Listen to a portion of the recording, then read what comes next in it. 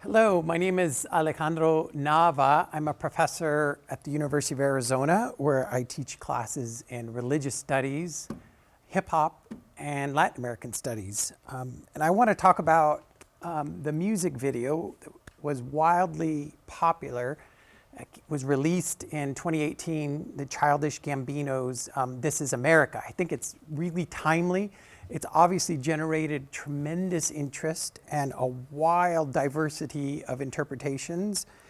And so I think it's kind of a mirror of some of the time in which we live, that it reflects a lot of our contemporary struggles and the sense of crisis that is in the air in our own day. I think it's helpful, before we jump into the video, to talk briefly about apocalypticism, because I think the video is rife with apocalyptic sensibilities. Apocalypticism, I think most people's preconceptions about the idea, when you hear the word apocalypticism, you tend to think automatically the end times, that it's a genre of literature that has something to do with the end times, and that's not wrong. The term itself, though, means, apocalypse comes from the word to unveil or reveal, and it's typically meant to an unveiling or disclosure of a secret or cryptic truth. And John of Patmos, the presumable author of the book of Revelation, for example, is kind of breaking open this text for his audience. And there's like an understanding that he is basically revealing a certain truth about the day in which he lives, and also about timeless truths, about the reality of history and about God. One of the things that's really striking about the figure of John of Patmos is that most scholars think that he was an exile on the island of Patmos, which was off the coast of Greece, and that he was probably persecuted by the Roman Empire and exiled there by Roman authorities for presumably like denouncing or somehow threatening the Roman Empire with some of his ideas, some of his visions that he claimed to have on this island. So I think what's really striking about the book of Revelation, and particularly relevant for This Is America, is that it's actually a text that comes out of not only an exile, but he's really kind of the voice of an oppressed community. And they're a persecuted community. They're a community living under the boot of the Roman Empire. And all of that, I think, is relevant, especially for communities that have experienced similar experiences of oppression, and appropriate for an age that sees itself going through crisis and turmoil. So let's jump into the video and talk about some of these themes a little more, and in particular, the voice of Childish Gambino and the voice of hip hop. So the video opens with it opens with these African choral melodies. So this, like, it's very cheery, hopeful, light-hearted voices, female a cappella voices. And you also have the introduction of an acoustic guitar and a black man strumming a guitar. It seems to be suggestive of like the age of folk music. And Childish Gambino strolls over to the man playing the guitar. And what comes next is absolutely stunning and shocking and deeply disturbing. It's like a violent interruption of these folk melodies, of the cheerful, happy-go-lucky theme of the music, the lighthearted sense of the music. All of a sudden, it's like a shift from these like folk melodies to the dark and kind of gritty world of trap music. So in many ways, the hard-hitting trap beats that you hear that the song opens into at that point is really much kind of a sound that kind of captures the kind of dark and sinister realities faced by many oppressed communities throughout the Americas, but certainly in this case, like looking at Black life, the way in which violence interrupts not only these like cheerful melodies, the African choral melodies, but also, of course, the gospel choir. They're cheering. There's a sense of festivity and celebration in the gospel music, and it's interrupted by, the Childish Gambino's shoots them with a semi-automatic weapon, which is pretty obviously kind of a reflection of the Charleston shooting in 2015. And so, generally speaking, the song is really kind of discussing the plague of violence in American life, the plague of gun violence, the plague of racism, the plague of police brutality in American life. And I use the plague, it's kind of like perfect for apocalypticism because, of course, those ideas in the genre of apocalypticism, both in the book of Revelation, but in other texts, is really a central theme in apocalypticism, the idea of plagues of famine, plagues of violence, plagues of actual plagues, like the pandemic that we've been living through.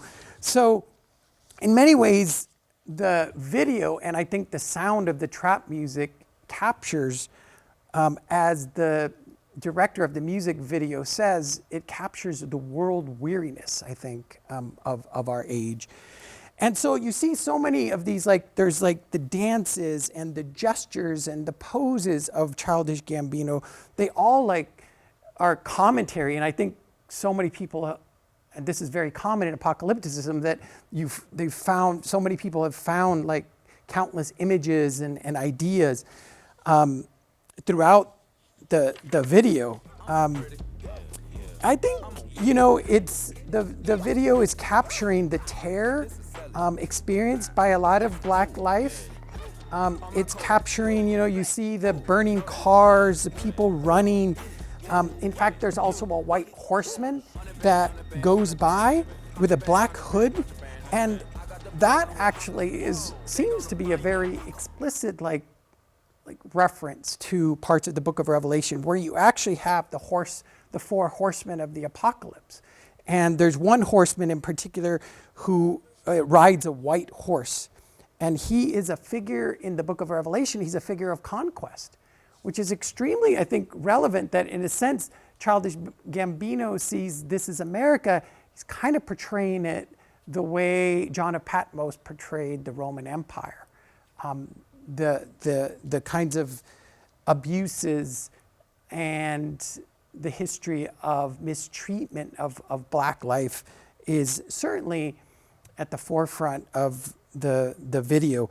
And I also wanted to point out that with the Roman Empire, the references to the Roman Empire in the book of Revelation, there's not only a condemnation of violence and brutality, but even of economic exploitation. There's references in the book of Revelation to, I quote, the merchants of the earth who grow rich from her drive for luxury. The merchants will weep and mourn because there will be no more markets for their cargo of gold, silver, stones, purple silk, spices, and slaves.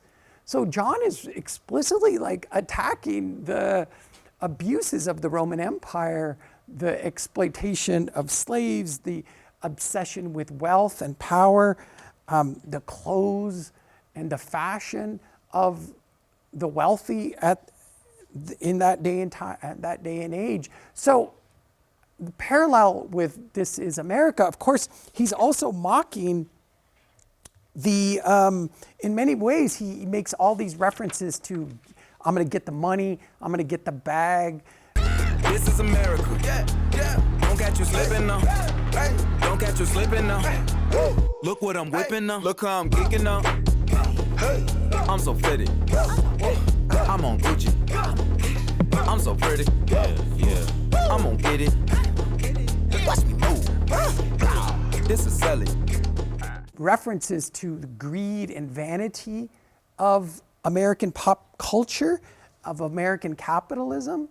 And there's references, for example, that I, got Gucci, like designer clothes, which I think is, in fact, an explicit parallel with the Book of Revelation's condemnation of excesses in luxury and wealth and greed. And so I think there's commentary on all of that. And of course, just the criticism of popular culture that is central to it. That he says things like, I'm so pretty, I'm so cold, I'm so dope. Like all of these references to the vanity and the narcissism of American popular culture. We just want the money, we just want the bag. All of these kinds of references, I think, take aim at aspects of American popular culture. And that's where I see, not everyone has, I think, seen this, but when he stands on the car and he smokes a blunt, I think he's kind of making comments that so much of American popular culture, that it tends to get drunk on diversions, that it's escapist and distracts us from paying attention to people in need, that distracts us from the struggles of the poor, of the outcast. I think that's a very common theme, not only in the biblical, like in the genre of apocalypticism, but going back to someone like the book of Amos. This is where apocalypticism is very much like in continuity with some of the classic Jewish prophets who came way before John of Patmos, like the book of Amos, where he condemns, he says, those who would hasten the time of violence, he says, woe to you, for they lie on beds of ivory and they lounge on their couches. They eat lambs taken from the flock and calves from the stall. So Amos is kind of criticizing those that are like full of themselves, full of wealth and power, and have no ability to like pay attention to the needs of others. I think there's very much like a connection there with This Is America, the way in which popular culture fosters that blindness to the needs of others. Obviously, towards the end, he's running in tear. It kind of invokes the movie Get Out. People have made that parallel. And so it seems to be a tragic ending. And that actually contrasts greatly with the genre of apocalypticism. Because apocalypticism, as some people have said, it was kind of like the mother of Christian text. Like apocalypticism is not just present in the book of Revelation, but it pervades the entire New Testament.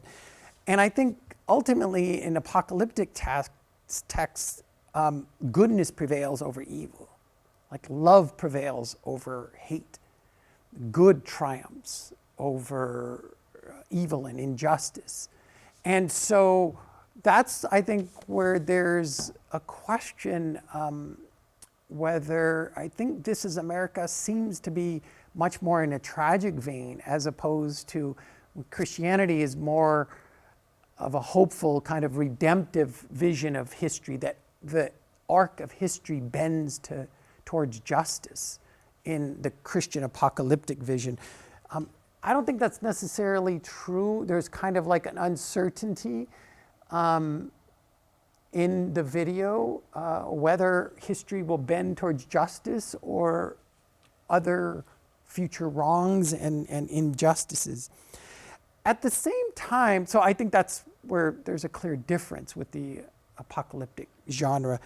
At the same time, I think it's not totally despairing, of course.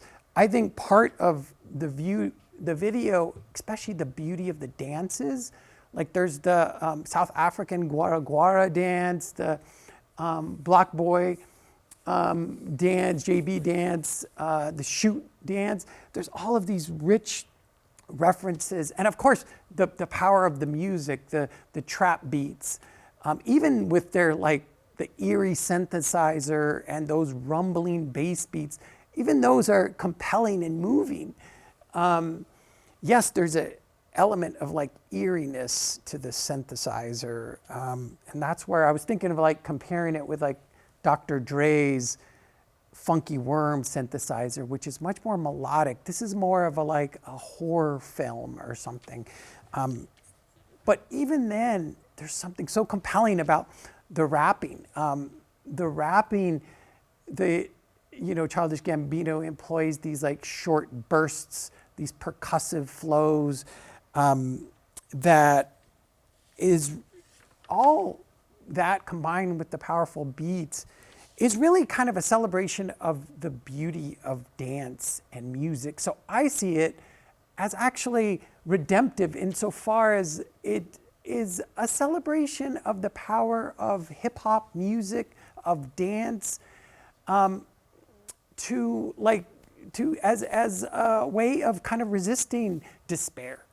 That the history of creativity in the arts, the great musical and dance breakthroughs of Black history, so much of that has been an extraordinarily like inventiveness, the ability to kind of turn dark and despairing experiences into something like hopeful and joyful and festive. And I think in that sense, it's not at all despairing. And it's really about the power of art to turn something ugly and turn something dark into something beautiful and hopeful.